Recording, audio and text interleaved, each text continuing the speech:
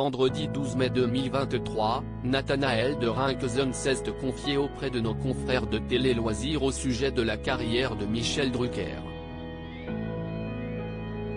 Très attaché au service public, le journaliste a évoqué les limites physiques de son collègue.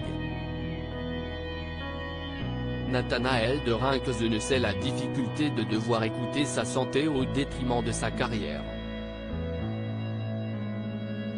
Figure emblématique de l'émission Télématin durant de nombreuses années, il a dû dire au revoir aux téléspectateurs de la matinale en 2019. Victime d'un accident vasculaire cérébral alors qu'il prenait un verre avec des amis, il a dû prendre conscience que son rythme de vie était désormais adapté à sa vie. Ainsi qu'il a troqué ses habituels réveils à 2 h du matin pour un rythme de vie un peu plus normal. Désormais joker officiel de Juliane Bugier, Nathanaël de Rinckesen profite de la vie. Et il ne se consacre pas seulement à son épanouissement professionnel. Déjà papa de 3 enfants, il a accueilli son 4e bébé en février 2023. Un grand moment d'émotion pour celui qui est à retrouver à la tête de l'émission L'Inattendu sur France Info.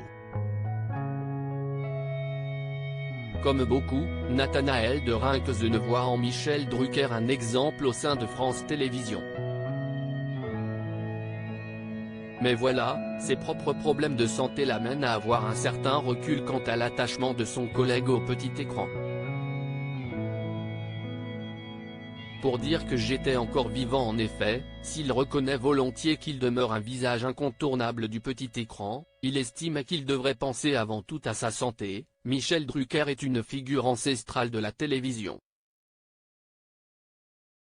Il a des soucis de santé et je lui souhaite un prompt rétablissement, mais il ne faut pas qu'il s'acharne. Si est très important d'avoir un quotidien professionnel, moi ça m'a énormément aidé quand j'étais à l'arrêt.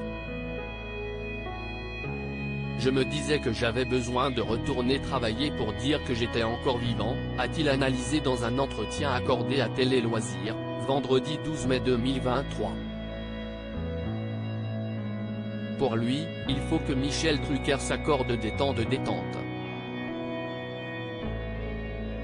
La pression d'être toujours à l'antenne peut empiéter sur le moral de certaines figures télévisuelles. À un moment, il faut se dire détends-toi parce que même si on chasse tout stress, il reste toujours une petite tension lorsqu'un technicien fait le décompte avant l'antenne, elle est toujours là. Je pense que Michel Drucker vit la même chose, il faut qu'il souffle, il a fait une carrière incroyable.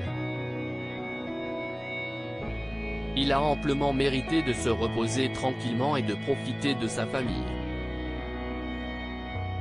Des conseils plutôt sages.